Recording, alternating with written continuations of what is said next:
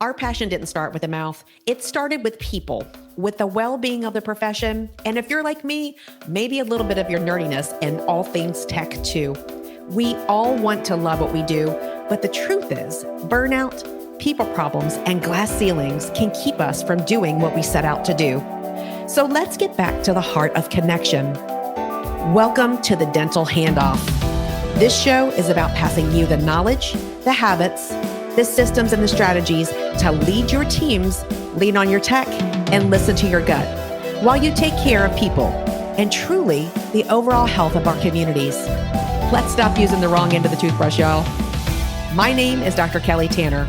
Oh, and uniquely, I'm a dental hygienist too. You can consider me a guru in the dental and leadership industry. With over 3 decades of experience, my goal is to take you to the next level by empowering growth, perspective, and confidence. By identifying the gaps, recognizing the plaque, and extracting the truth with the other experts in the field. I'll share their stories, empower you to own yours, and elevate your passion in the process. So have a seat in the chair, put on your bib, and let's get to work. Welcome to the Dental Handoff. I am Dr. Kelly Tanner, and today I have Brett Sealove, Dr. Brett Sealove, who is a cardiologist with us. And I met Brett at the Chicago Midwinter meeting, and he gets to tell you all about his role and what he does every day and how it relates to dentistry. Brett, Dr. Brett Sealove, thank you so much for joining us today. Thanks for having me, Kelly. It's a pleasure. Yes, your message, your passion, I am so excited to share with our audience today. And I always start with the question, how did you end up where you are today in the role that you're in, that you're serving the patients that you serve? Yeah. So I'm a cardiologist in New Jersey. We have different accents, but we all share the same kind of passion.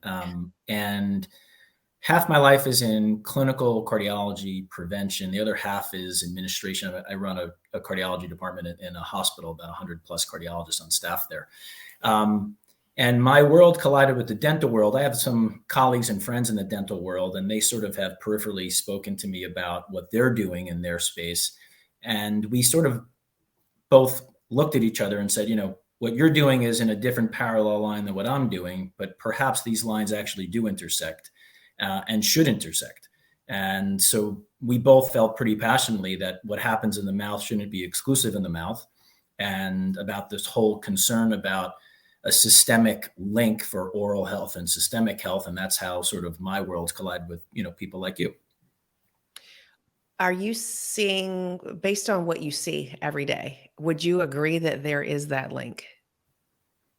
Yeah, I mean, I think the data is fairly irrefutable from my standpoint that there is definitely a link. It's not necessarily a causal link, but more importantly, I would take like even 5 steps backwards, that the cardiology domain, the medical domain, at least typically have seen the dental industry and the dental professionals as peers and colleagues, but what happens in the mouth is in the mouth. I don't have anything to do with it. I don't really need to care about it. And I think that is where the world should learn from and pivot from. That, yes, I believe that there is an oral systemic link, and I think it should be treated like any other systemic link, from autoimmune diseases to rheumatological diseases, which we'll probably talk a little bit about. But more importantly, it's just to get awareness that the dental world needs to teach the medical world what's going on in the mouth can have implications to the systemic link and the patients that we all share. Yes.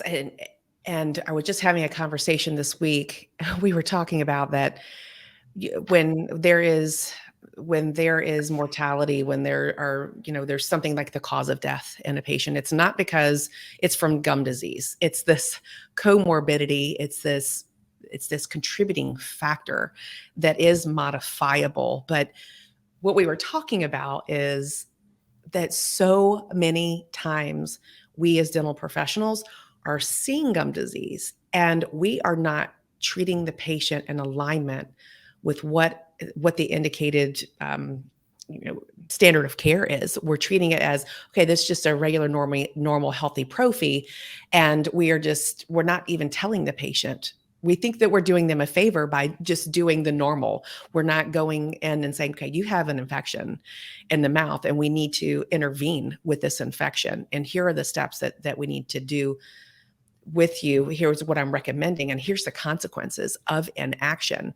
We don't see it as, I think a lot of times, is that link to, even though we know the link to other risk factors, that we're not treating it where it is.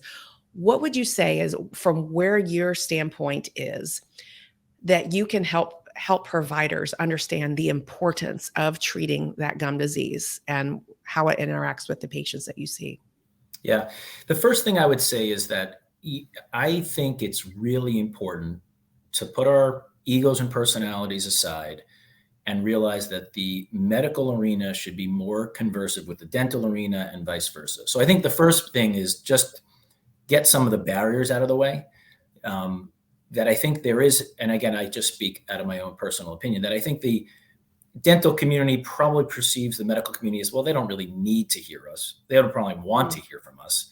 And so first important is, even if that is true in a subset of physicians, that we're all so busy, that needs to change. That paradigm needs to change, that we need to hear from you. Forget if we want to hear from you, we need to hear from you, because we're not smart enough to know what's going on in the mouth. I'm the first to tell you that. So in part, the dental community needs to help us help our patients.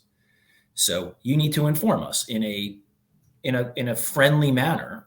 You often have our attention a lot of times on a piece of paper about pre-dental, assessment, or, in your chair. So first and foremost, I think that's a good opportunity to talk to your cardiologist and your community of physicians about letting us know what's happening in the mouth and this potential systemic link.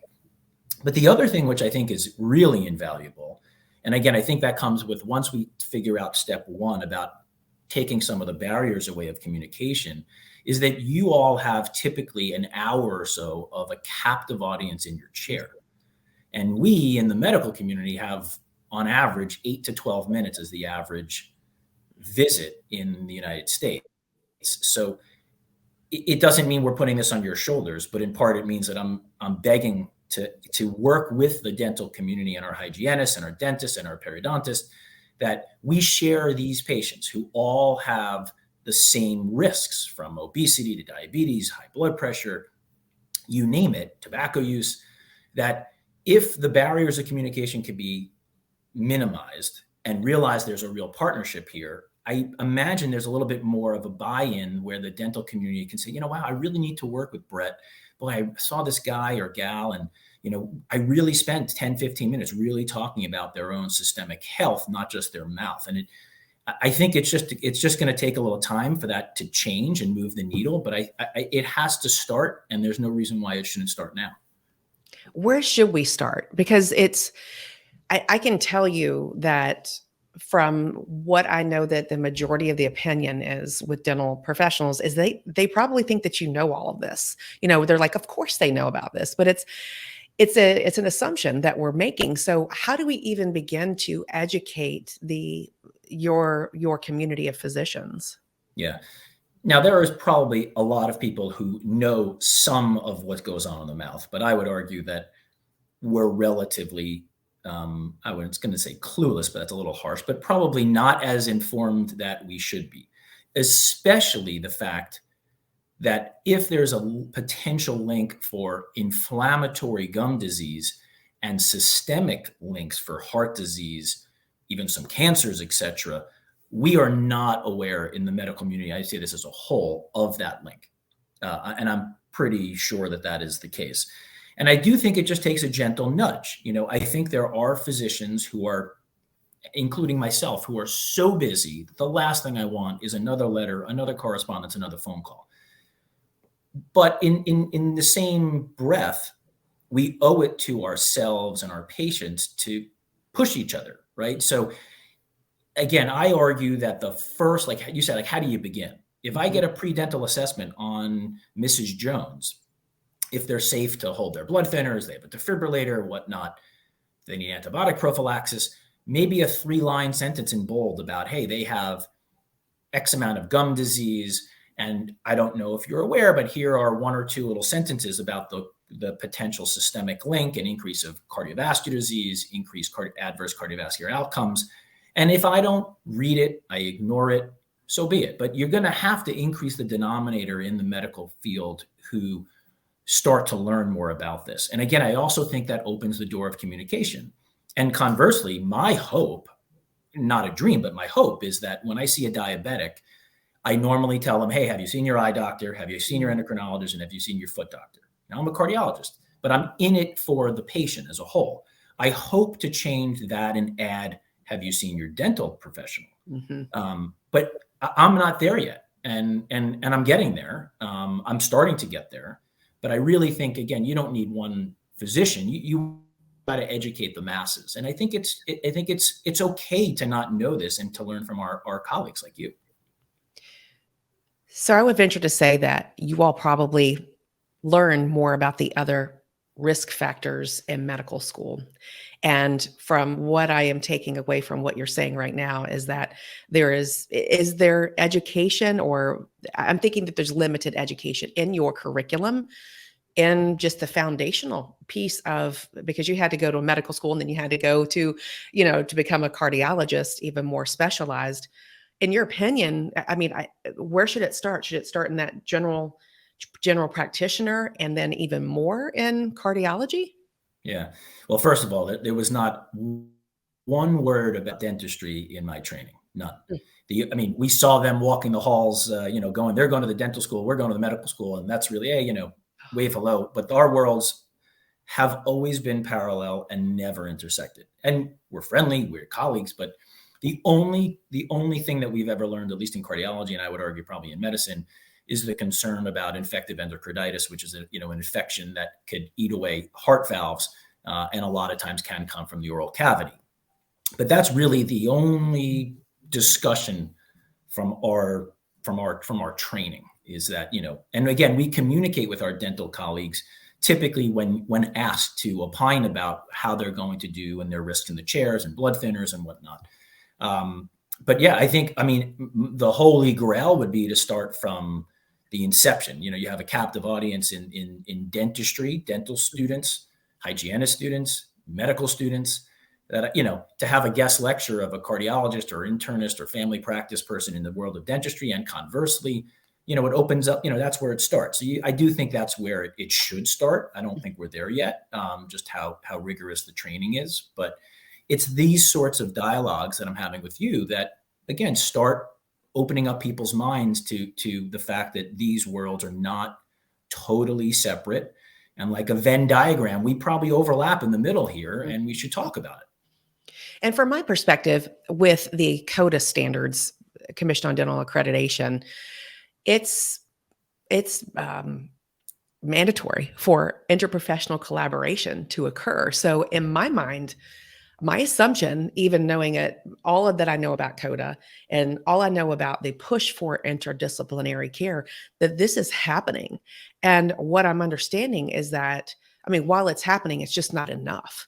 And we need to be very intentional, because of course we can start from school, from the educational piece, but then how do we educate those folks in that gap when you do a gap analysis of those who have already graduated and are already practicing, and then even the more seasoned practitioners, how do they have access to this information? And so we talked about the educational piece of when you are in school, bringing in the guest lecture, making it more of an intentional part of the curriculum. And then how would you suggest that dentistry could bring this more to, should we be at the conferences that you're at? What kind of conferences are those, Brett? Yeah, the conferences at least in cardiology, are vast. There are 2 very, very large kind of national conferences that a vast majority of people go to, the American College of Cardiology and the American Heart Association. And yes, in fact, I've spoken to my dental colleagues and friends that I think that's a really good start. And, you start bringing some of the literature and some of the data, because I think we're a very data-rich community. And, people are going to lift an eyebrow, say, what in the world is the world of dentistry coming into a cardiology arena? And I think even if there is, again, there's not fantastic 27,000 randomized patients in the dental community, unfortunately, which is really typically the cardiology world, is that we're just so data rich. And without it, kind of don't talk to me, which I think is not the way to see this. Our worlds in the literature are different. But I think it's important to, at the very least, if dentistry can come to a cardiology society, it does say, this is pretty interesting that they're coming to our societies to talk about some potential link. Again, it's not 100% causative, but it's opening up the dialogue. Again, from what I was saying earlier, you just need to start a conversation. Mm-hmm. Some people will slam the door in your face, in my face, which is okay. And I'm okay with that, actually. Right. There are skeptics out there. But that is definitely the hope. And again, vice versa, that the medical community could come start talking more to the dental community, and realize that there is this partnership here. And, besides referral patterns, which has nothing to do with this, I really think the advantage is we can coexist and fight the fight together, that we share so many of these risks. And a lot of this is prevention and counseling that we just in medicine don't have the time for. I mean, it's a gruesome statement, but it's the truth. It's the reality. And again, I'm not putting all of the pressure on the dental community, because that's also outside of their true, landscape. But we could probably share again in fighting this fight. And I see no reason why we shouldn't start the conversation about it. There is a very popular conference, the American Academy of Oral Systemic Health, AOSH, in dentistry, where there is this interprofessional collaboration. And I'm just thinking too about how we are going about this now is based on all of our assumptions. And that's where sometimes there's those gaps of where we think what is happening, where the right hand stops talking to the left. Because right now in dentistry, how we are doing this is we have assumed that the medical world does know about this. And we've been wondering, throwing up our hands in the air of like, why is there not more support around this as it relates to pneumonia, infections, and all the things, right? All of the things that are contributing factors to this. We're going, why aren't they doing anything about it? Why aren't they looking in the mouth when an individual goes in for a regular physical or even any other type of exam and making a referral out to the dental community to have that list of providers they can be referred to? So then what happens is, thinking that you all know that, is that we start to educate one by one our patients about the oral systemic link. If you are taking time as a dental professional to even do that, which is what I started the conversation off, because I'm going, okay, why are we not doing more periodontal intervention and education for that patient, to give them autonomy, to take action, to say, this is a problem and this is something we can help you with, and you are here, like little pin drop, and let's refer you out. We want to support you for healthy living life and lifelong living, so you can live longer, so you can have a better life, so we can change this paradigm. But we're doing it patient by patient and thinking that you all understand what we're saying. And we're missing the mark on this. Yeah.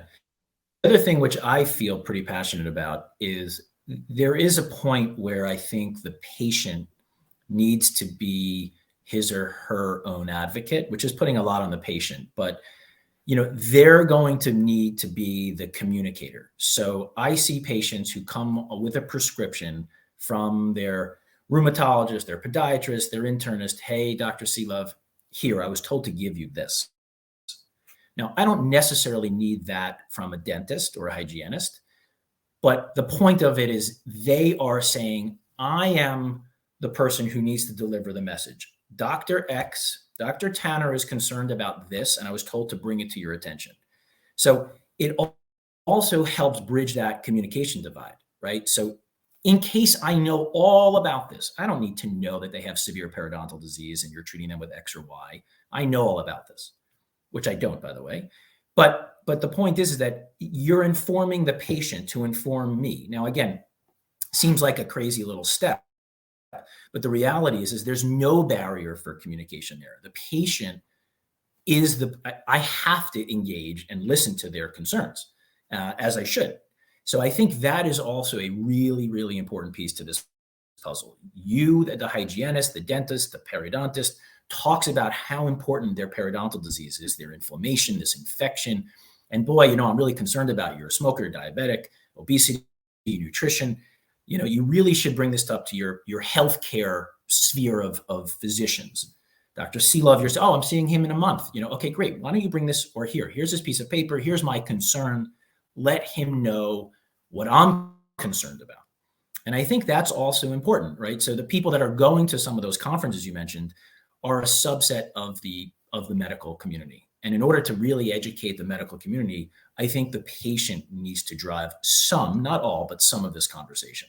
It's not putting the onus and pressure on them, but we see this all the time. And it's very effective when I get something on a piece of paper from a patient. Now, if it's some herbal substance from, a crazy part of the world, and they have a question about it, which again, I will answer. I don't necessarily sure I'm 100% agreeing with it, but I have to answer. I have to engage. So I think that is a key point to drive this message. It starts with the education on anything. It starts with educating ourselves from the dental community about what is, one, that you guys really don't know. You don't know as much as we think that you know, and this is not disrespectful. You know that because you've just said this, but questioning our assumption on that and knowing that and not knowing who our patients are interacting with and how knowledgeable those other primary care physicians are and other specialists are to make that referral in a written documentation so the patient can take it as the advocate to that doctor and make referral. Because sometimes even that doesn't happen. Like they're not taking that piece of paper, or they forget, because it's human nature that they just forget to mention it. And so then it's the accountability also of the office to say, until we hear back and have clearance on and advice from your specialist or your practitioner, whoever, then we really need to hold off on X procedure, or to put that comprehensive care around that patient, not to act as another barrier, but to say, we really need this as a part of our entire dental care portfolio to take care of you as a person of medical record. This is a medical record because, as dental providers, if we know that the patient has gum disease and we're not treating it, we're licensed professionals. Brett, if you saw a patient and you noticed that there's diabetes and you didn't treat it, your license would get taken away. There's no accountability for dental professionals of not treating gum disease either. It's so wild how when we see it, we know it, and we're not treating it and we're not taking action on it, that we must feel compelled to do that. And because there's a larger impact of this. Yeah. No, I agree. And listen, I'm learning about this, over the last few years also. Like, I'm a dental patient. I've never heard about this in the dental chair ever. And that doesn't mean my mouth is pristine, although I like to hope it is, but I am also need to be educated, as the patient in the chair. So I think it has to, I agree with you. It needs to start at sort of a grassroots level. Mm-hmm. The hygienist, the dentist, the patient, and the interplay with medicine.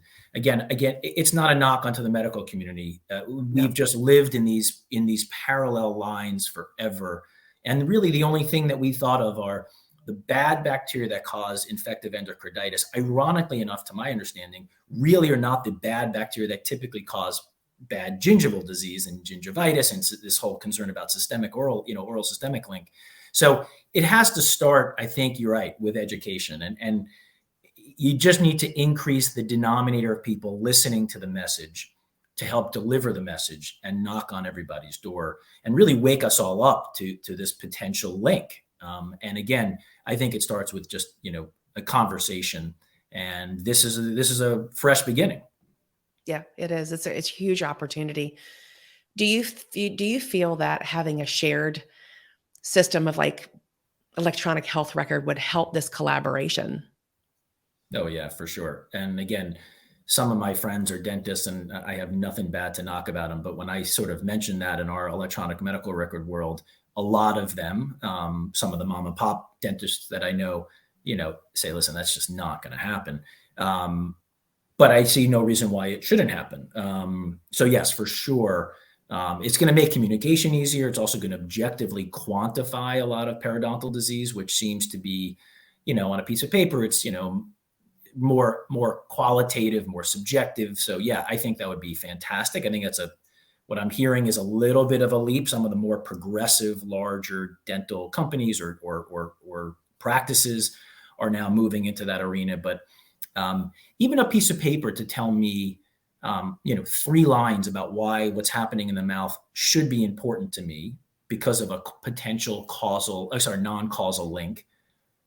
I think that's something that all people in dentistry can do today. And that's what I argue should be the start. What do you think about, this thought just came to me, of having possibly, I know that time is like this for you guys. And then when you have patients who are in the hospital, they're recovering from certain procedures who you've cared for, and you're obviously you're a captive audience for you all because of this.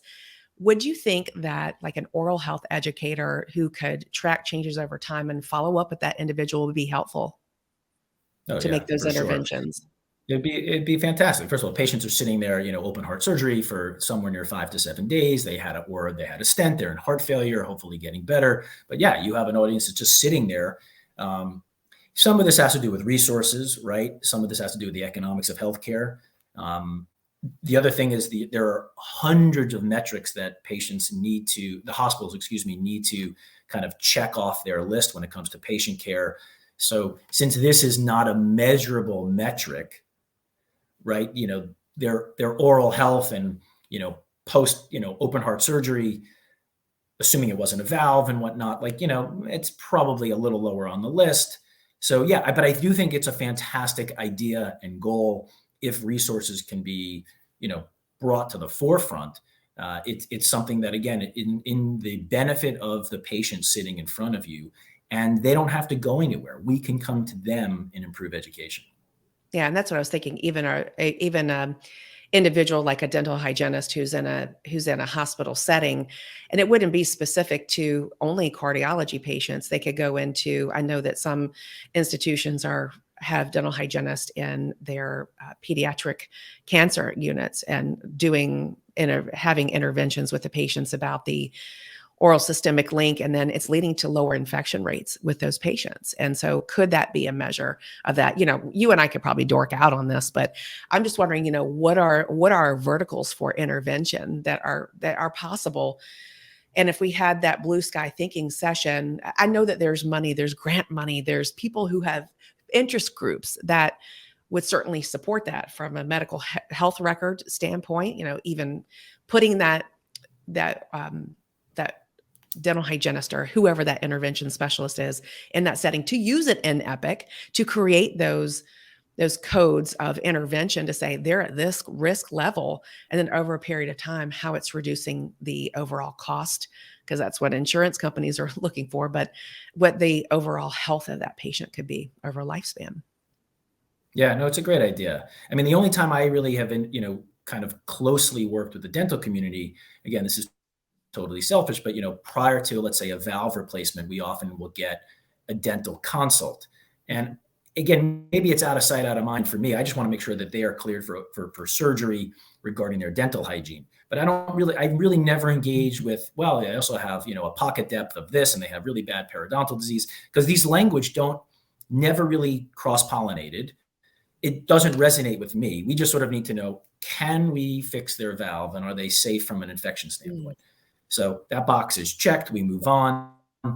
And that's where we've left it. And I think that the conversation needs to change, and it's going to take baby steps. I understand we take little bites at this, but I'm passionate in the concept of prevention, and there's no reason why the dental community should not be a part of that conversation. We've grabbed all of these other medical specialties regarding prevention, vascular health, arterial health, nutrition health.